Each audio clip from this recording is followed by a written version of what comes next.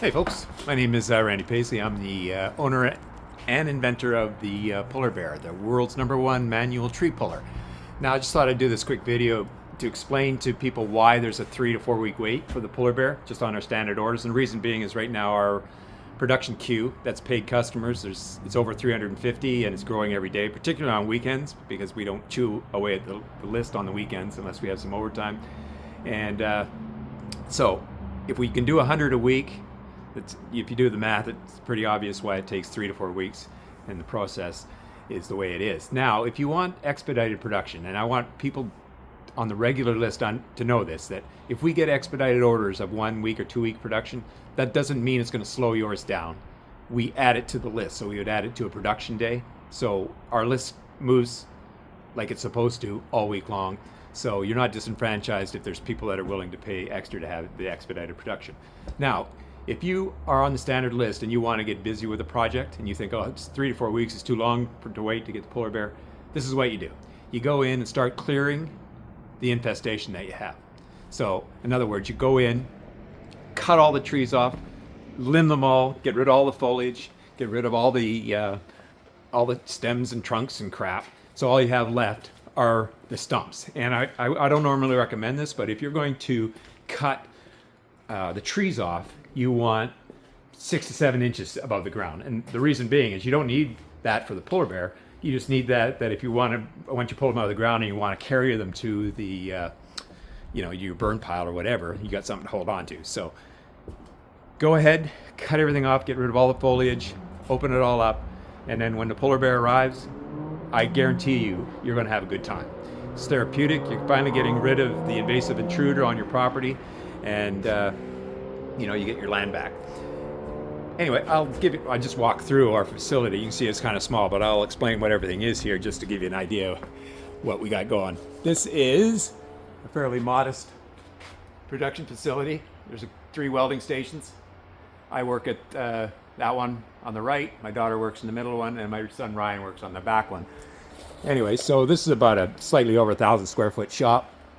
And as you can see, we got compressors, presses, and this is my workstation.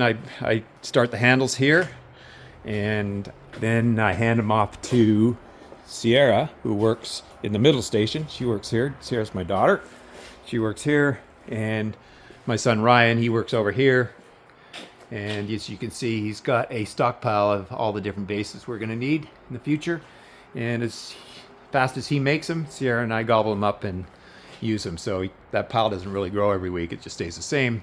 And some of our saws, band saws. And over here, so once we assemble the tools, they go into what we call our very crude paint room here. And they line up. These are Friday, April 5th production. These are the 20 we made yesterday, Friday. And as you can see, they're all ready for paint. And once they get painted, they go into this cupboard, but it's bare right now because there's nothing in it, because the ones that were in there yesterday have been moved out to here. These are ready, fully painted, ready to go. And there's 20 of them here, and they're ready for labels, lanyards, and to get wrapped up for shipping first thing Monday morning. And our shipping station, conveniently, is right here. This is where my wife, our daughter, actually start the shipping process. So we're a small family business. We've grown the business in the last 20 years. Our annual sales are in excess of $1 million every year, which sounds great, but it's not really our money. It's our company's money, and we're too busy to spend it anyway. So I did buy that with it. But anyway, my wife works here, Brandy. She does the shipping. She does the paperwork for the company. Ryan, my son, he's one of the welders. Sierra, my oldest daughter, she's welder. And my youngest daughter, she is in Halifax, and she does our electronic labels through FedEx and ships them to us every day so we can apply them to the tools. Anyway, that's a quick explanation of why there's a 3 to 4 week wait for the Pullerbears. But I assure you, and I can say this boldly, our manual tree puller is the best manual tree puller on the planet. That explains why it's in such high demand.